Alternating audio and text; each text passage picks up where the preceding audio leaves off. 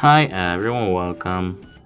Today I have Apple AirPods 4 and I'm going to show you where can you easily manage background noises on your iPhone.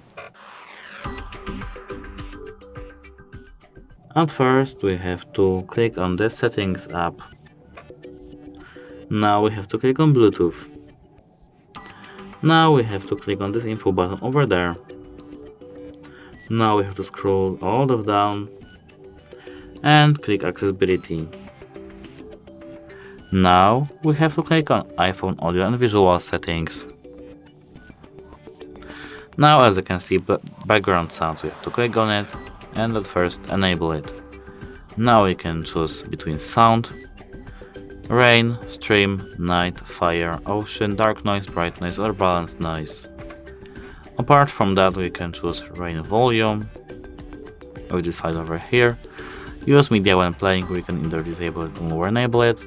And volume with media, we can increase or decrease this volume, play sample on our headphones, and enable options stop sounds when locked. When enabled, background sounds will stop when iPhone is locked. That's it, hope it helps you. Goodbye.